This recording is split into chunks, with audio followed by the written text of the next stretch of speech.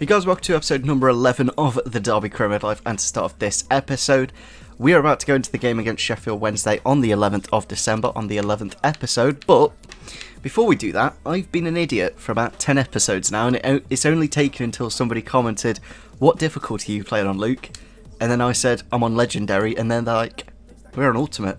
And I didn't even realise you could play on Ultimate difficulty on Career Mode. I knew you could do it on Ultimate Team, but I didn't realise it was on Career Mode. So we've put it up to Ultimate now, so it's a little bit more difficult. Apparently still, Ultimate difficulty isn't that difficult, but obviously it's going to be harder than Legendary, so that's something, of course. I've changed these sliders a bit, but I've obviously I'm not too sure how it's going to be when we go into the game and stuff like that. So I think for the time being we'll leave it like this. If we need to make any more changes to the sliders, we will do. But yeah, I've been a bit of an idiot not realising that you can obviously change it to Ultimate difficulty. I didn't even check, because basically when I loaded the game up, it was like, do you want to use these settings from last FIFA? And I'd like favourite teams, Derby, Legendary difficulty, classic controls. So I didn't think about it. I didn't think, oh, shall we look and see if Ultimate difficulty's there? So a little bit of a cock up on my half, but in between the two episodes, of course, we've been adding players that you guys have suggested. Ashley Hunter here, quite an interesting one. I've never actually heard of this guy. Only 1.4 million release clause from Fleetwood Town. We've also got Jordan Ibe here. Is actually expiring at the end of the season with a £9.5 million release clause as well. We've also added Sami Samadikas from Bristol City, and also there's this guy here who's actually a free agent, and his stats don't look that bad. Like, if you look at those stats, they look about a 70, potentially even a 75, so we'll see what the scout report comes back on him. There's only a few days on that. We've also added a few players that are expiring in their contract. We've got this Quirian from the Belgian league here.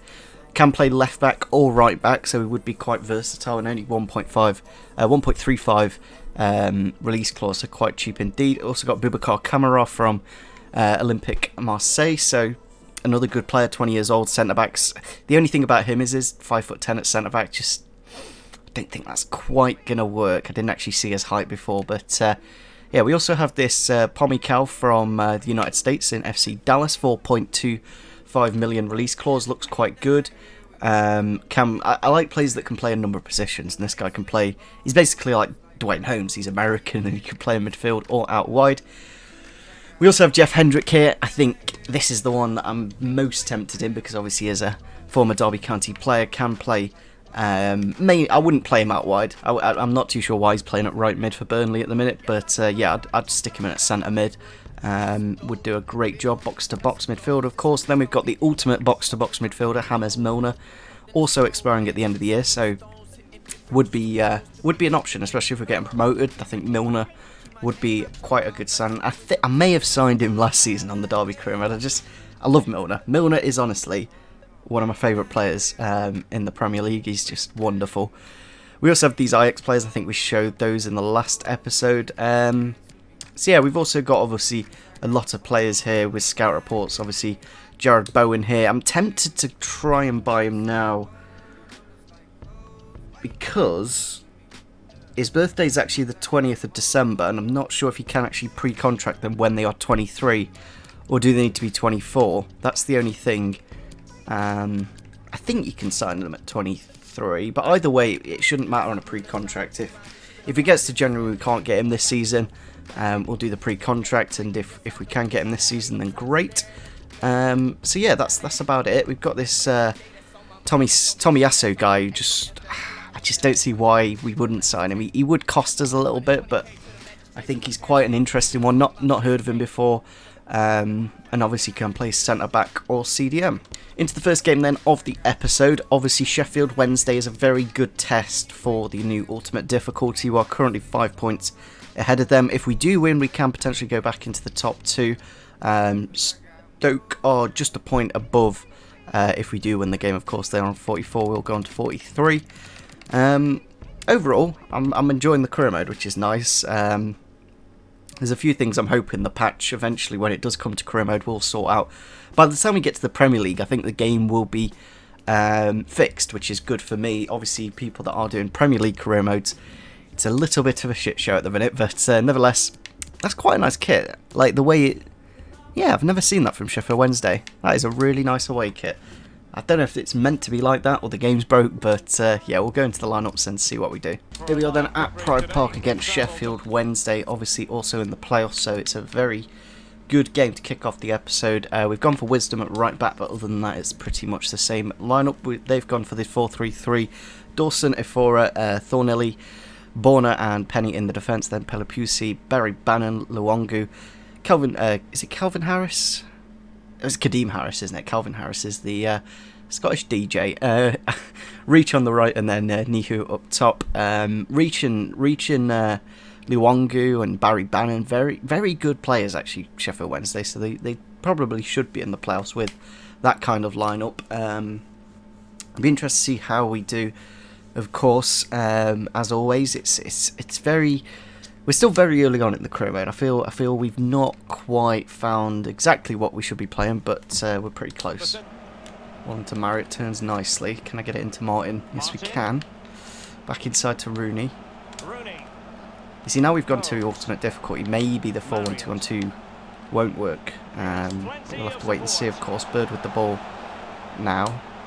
Back to Martin, inside to Shinnie, to Rooney, with the shot. Saved by Dawson and goal. I'm not too sure why Westwood's not in, but Marritt's there in the near post, inside of the post, and into the back of the net, but no, as the crowd, there we go, there the crowd going to cheer the goal. It's a bit odd sometimes, the crowd audio, but that's the first goal in the game for us. Jack Marriott in the right place at the right time. I can definitely tell the difference in the difficulty. It was a good save there from the keeper, just back into the near post, good header, and I've actually scored a header on FIFA 20. That might be my first header on FIFA 20. On to Max Lowe now, can he get it around the defender? Yes he can. Marritt's with the chance to run through, but I'm going to put it across to Martin. Now with the finesse shot into the back of the net, Chris Martin does make it 2-0. I think going forwards, the ultimate difficulty makes a difference, but defensively they're still a little bit weak. Maybe it's down to me making... Maybe I'll put the defensive... line height or something back to normal, or maybe even deeper. Maybe if I made the line height deep, then the computer could counter-attack me. At the minute I've got it high, which means they do attack better, but obviously a bit vulnerable on counter. Wisdom inside to Marriott, it's a nice ball, flicks it inside, now with the volley, hits the crossbar.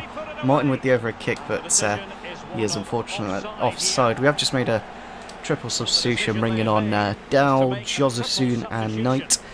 It's kind of a shame to Waghorn, to be honest, because Josephson's so good off the bench, and obviously we don't play any wingers.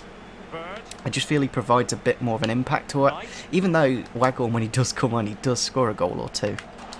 It's a good ball out wide here to a 4. He's dummied it for some reason to Reach, and Reach is just...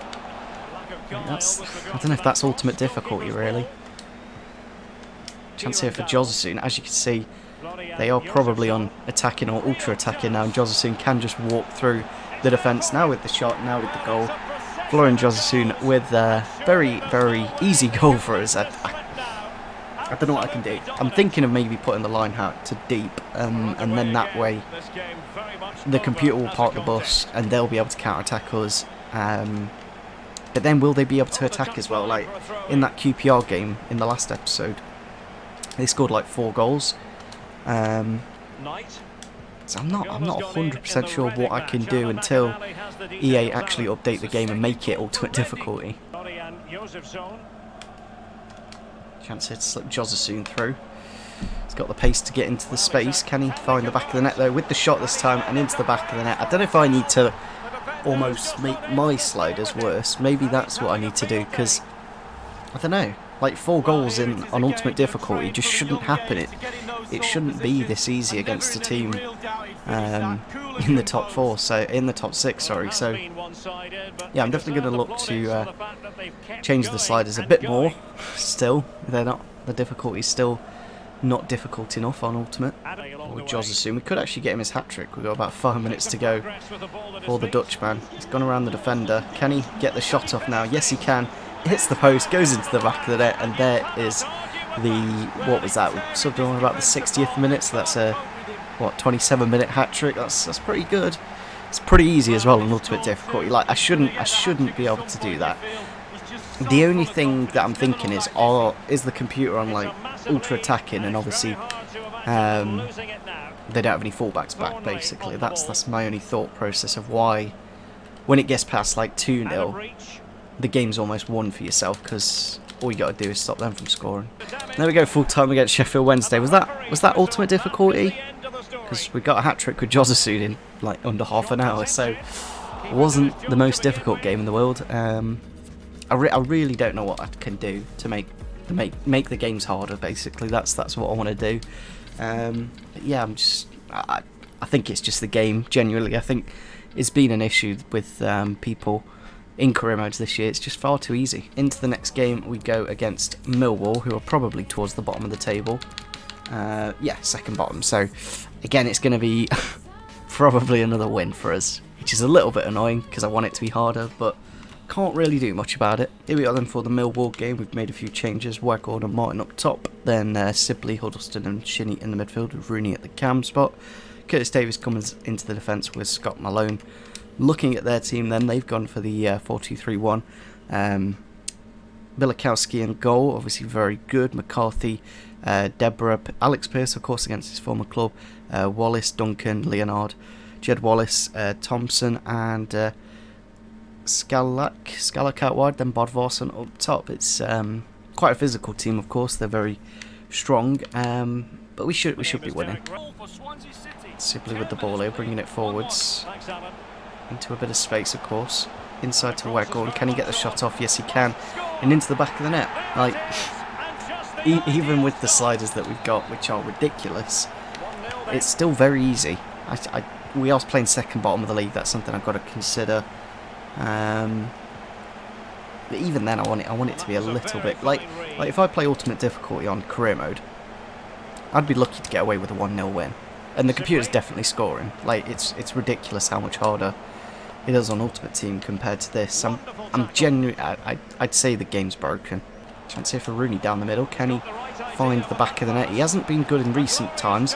Now with the finesse shot into the back of the net, Wayne Rooney gets us into a 2-0 lead. Again, it is on the counter-attack, so I'm thinking if I put their line height to like 25 or 30, they'll be literally like parking the bus. And then we kind of have to break down the computer, and that might be a better way to... I genuinely don't know. I genuinely don't know why it's so easy on Ultimate Difficulty. Yeah, there's 18th goal of Rooney's season. It's been a good one for him. If we can get him up to like the 30 mark by the end of the year, that'd be great. On to Waghorn. Turns nicely into Rooney's path in the box. Trying to win it off the defenders. He has just about into Waghorn. Martin, I think, is offside.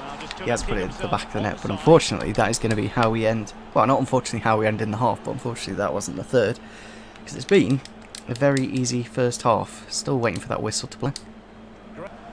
Ball out here to Bogle. Good bit of space for him to run into. Just trying to slip it into Jozasoon. Now with the shot on his left foot. Good save from the keeper. I'd definitely say the keeper... putting the keeper ability up to like, what is it, 68 now? You can definitely tell they do make a few more saves, which is nice. Chance here for Jozasoon though, straight into the keeper. Millwall with the ball out here on the left. Ferguson, I think he did score against us last season, into Bodvarsson, but I think the keeper makes a very good save there. That might be another thing that we could do as well. Our keeper actually has been quite decent, so maybe making our keeper worse. I just don't know. I genuinely don't know what I can do to make it more difficult. Jozasoon with the ball here quite deep. He is going around the defenders, but can he find the back of the net? Yes, he can in the last 2 minutes of the game. Jozasoon. Be interested to see how many goals he's got and how many assists, because he's been doing very well indeed for a player that I didn't really expect much from, and I just feel... I don't know. I just don't know what we need in January. That's the point. Like, what do we sign when we're pretty much top of the table? We've scored more goals than anyone in the league. Defensively, we could be a bit better, but at the same time, I want the AI to actually challenge us. So, I'm a bit baffled at how easy Ultimate Difficulty is. And there we go, full time against Millwall. Another nice victory with a clean sheet as well. It's been a, so far 8-0 on aggregate this episode. As you can see, I just don't know what I can do to get the computer to attack more. That's what I need to happen. Into a bit of training then. I'm thinking of mixing it up a bit, maybe getting Jason Knight involved. Instead of somebody like Bogle. I just feel like Bogle's pretty well established and nobody's going to take his spot. I'd rather try and train somebody up who isn't exactly the best in stats at the minute. I think we'll...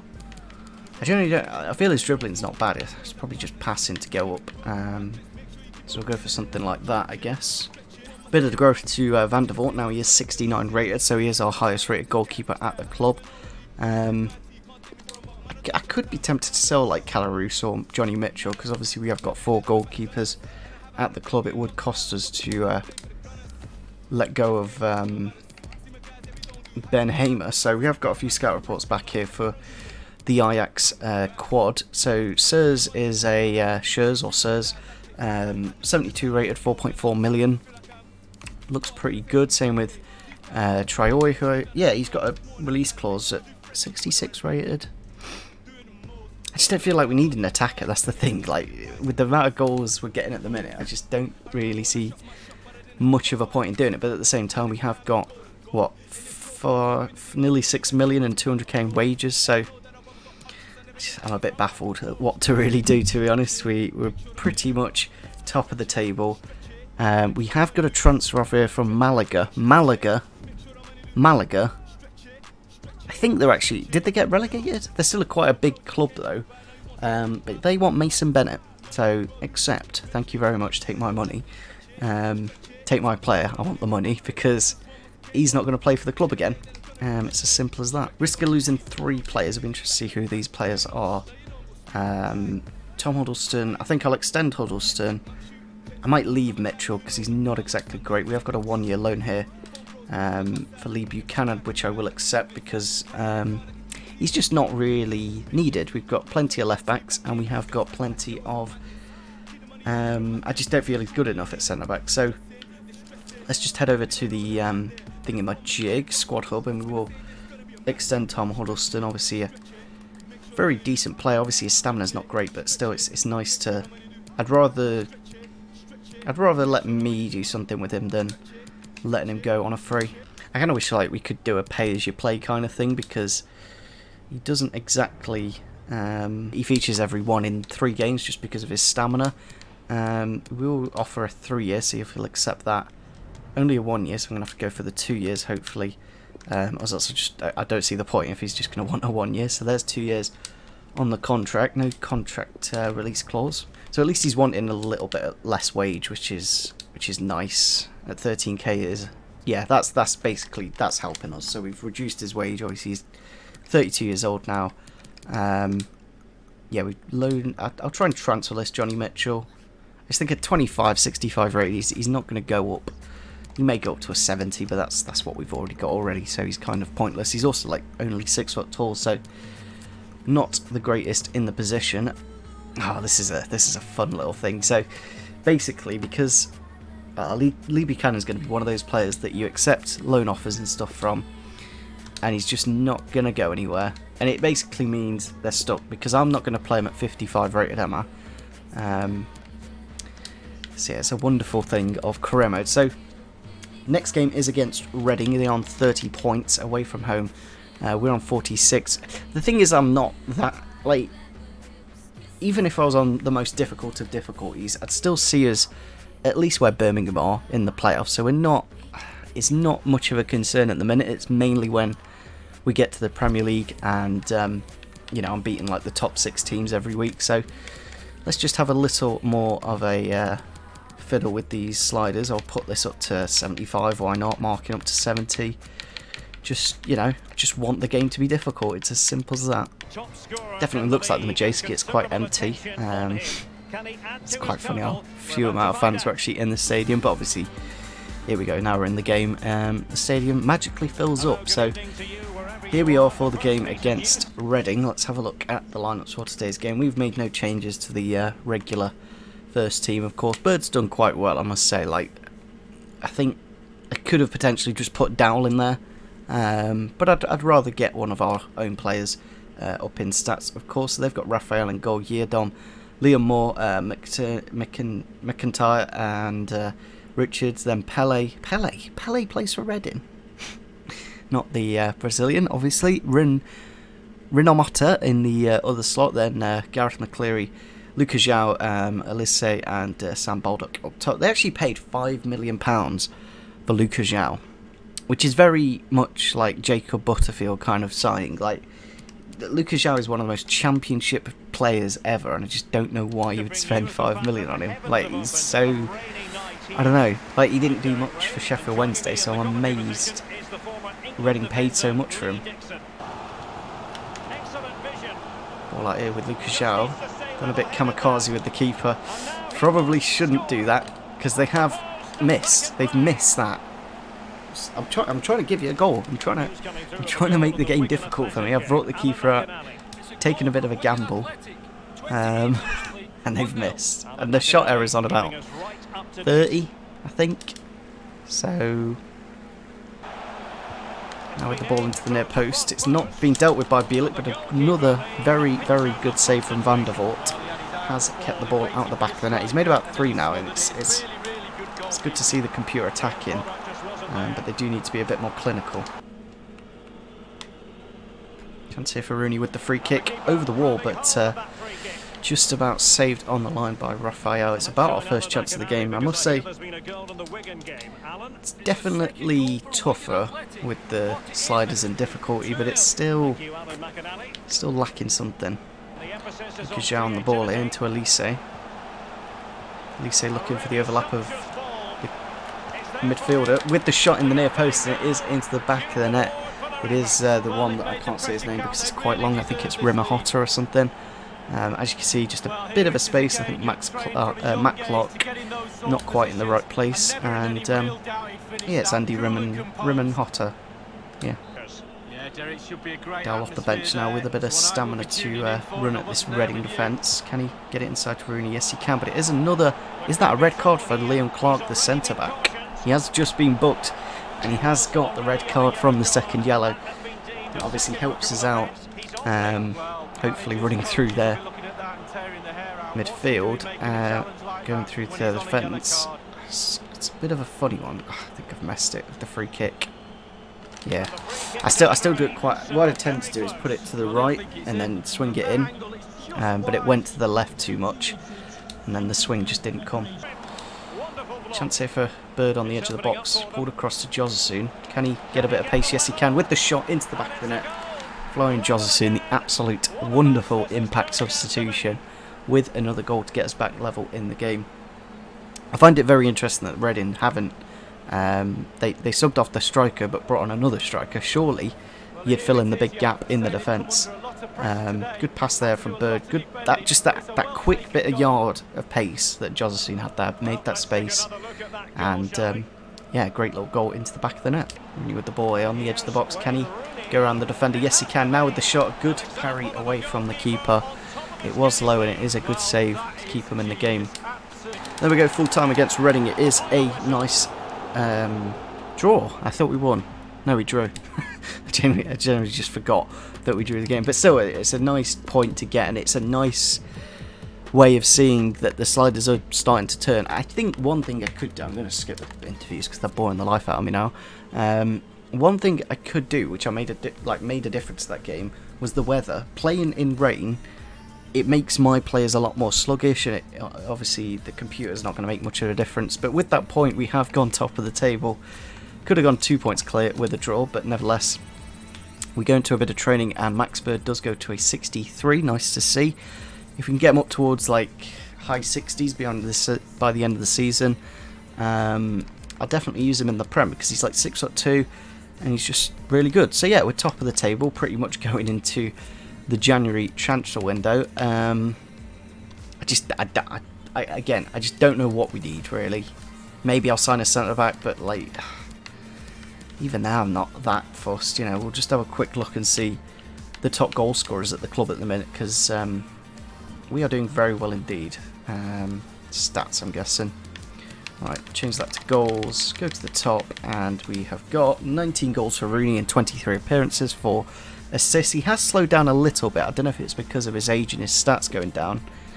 Yeah, he's not been quite the player he was in the first 10 games. I think he got to like 14 goals, and since then it's been a little bit slow in the last couple. But Jack Marriott with 11 goals and 17 assists. 17 assists. That is the most contributions of a player. Yeah, is it? Or has Rooney got more? It's got to be. It's got to be more. Of course, it's more. Why would it be like 19 plus 4 is definitely less than 11 plus 17. So he's got 28 contributions. Rooney with only 23. So he's got 5. Like, how is he only got a +1 rating when he's got 17 assists and 11 goals? 11 goals for Chris Martin. Nice to see him getting plenty of goals, of course. Waghorn, even though most of his appearances are off the bench, 9 goals and 7 assists. Like, I can't complain with our front end. These front 4 here, and even Dow, who plays very rarely, still has 5 goals and 4 assists. But 7 goals and 10 assists with Florian Josefson. Obviously got that hat-trick in this episode, so did boost those stats up quite a bit. Here's our current transfer hub, just to let you know what we're looking at in terms of players. There's a bit of everything, really. We've got a lot of centre-backs. I think that's the main area. I think I'm either going to look at Schurz or Tomiyasu. I think just that 5-star weak foot makes him so appealing to me. We are going to have to wait until the window does start, though. But yeah, like, even if we sign somebody, it's like, do we really need them? You know, is it necessary because we're top of the league and doing so well? We could always look to get a load of pre-contracts for next season. Definitely going to try. Oh, do I need to try and sign Jeff Hendrick? Because obviously his contract. Let's give it a go right now. Let's give it a go, because I'd rather have Jeff Hendrick now than try and get him on a pre-contract. And we can do both, basically. So let's try and get Jeff Hendrick back to the club. What I'm going to do is do a player swap with Tom Lawrence.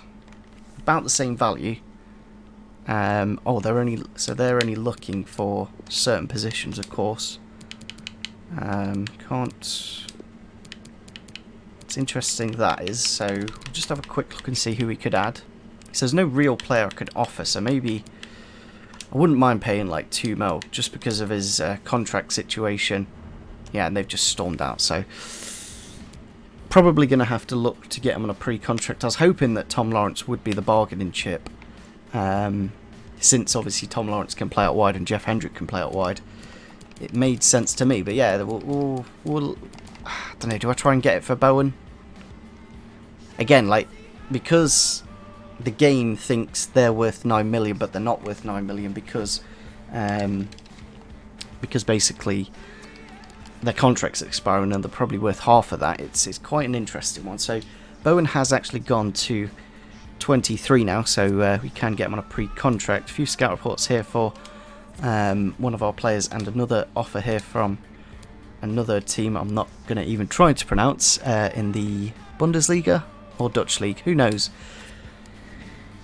Offer here, that scout report here then for Grozav, who's not terrible, 69 rated, nothing amazing, but as a free agent at the start of the season, for any Championship or League One team, I think he'd be a very good signing for anyone. I'm not going to go for him because we don't play with wingers, and as I said, we've got a number of options going forward, so not really necessary. It'd be interesting to see some of these scout reports. So these Kamara and Quinn, we may sign this guy and get rid of Wisdom. That's one thing I may do. Oh, I've just seen something very bad. How is he 6 foot tall and only has 36 strength? Very interesting. There we go. Mason Bennett has been sold. I just saw the message pop up there. He has gone to Malaga. Thank God for that. We've got rid of an absolute idiot, and we've made a bit of money. And that might happen in real life with the two players. Maybe their contracts will just get ripped up, but in my opinion, selling them for some kind of money would be the thing I would do. I'm not too sure what football club would want a player like that, but you never know. We'll have to wait and see. It's one of those things I personally wouldn't want at the club. We also have an offer here for Kelarus from Atalanta. I'm going to accept that. I could negotiate some of these deals and get a bit more money, but I'd rather not. We've also loaned out Ferrari to Accrington Stanley. That's very good to see as well. Let's have a quick look and see how much we've got then. Yeah, it just helps with our wage budget and transfer budget, of course.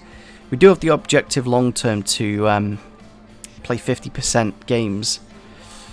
It's such a horrible... I'd rather not do that because it's such a horrible objective, in my opinion. I'm just hoping it's not going to affect me too much because I really don't like youth players. I signed them to hit that first objective, but probably won't do it for the other. So, as you can see, we have got the top and second top goal scorer in the league, joint top with Jarrett Bowen, Brown Collins and Bradley Johnson. Do I try and get him? I think we try. I think we tried to get Bowen on a signing basis with Tom Lawrence as the bargaining chip, just so we know. Now the basis of this deal basically falls upon Tom Lawrence, because obviously that's going to be the majority of the money. So yeah, that's the thing. Like, I just don't see the point in spending 6.7 million and another 4.7. That's more than his value. Like, maybe half of that I'd accept, but not all of that money. You know, they've got a bit of wiggle room. I don't mind. Get it down to 3.6. Like 3.6 isn't going to cost. That's not the most amount of money in the world, you know. And I'd rather just get Tom Lawrence out of the club. They've accepted that. That's interesting. I don't mind. You know, if this happened in real life, I think that's a fair deal. Do we really need him? Probably not. But, you know, I'd rather, for the entertainment purposes and obviously getting rid of Tom Lawrence, I'd rather try and sign him now. Especially like if we're going to the Premier League. I'd like him to be closer to the 80 mark because then he can be quite well established. The only question is, where do we play him? That's the thing. I just don't know where I'd stick him. He definitely goes into the team, but where? Pretty cheap wages as well. If I can get rid of that goal bonus, we're looking at something towards the 20k mark. Yeah, there we go. 20k plus 175 signing on bonus. We have made our second signing of the career mode, first signing of the January transfer window, who will of course join. Also, getting rid of Tom Lawrence to a championship team is quite good. I don't think Hull are too much higher. Let's have a quick look. A good way to end off the episode, of course. Yeah, Hull are in 16th. They're not going to get promoted. We're not going to see Mason Bennett at any point, so that's great. You know, I think that's a great bit of business. I could have done it financially a little bit better and done the pre-contract, wait till the end of the season. But I think it just makes a lot of sense. It's just, where do I play Jarrett Bowen? That's the real question. Can he go in centre mid?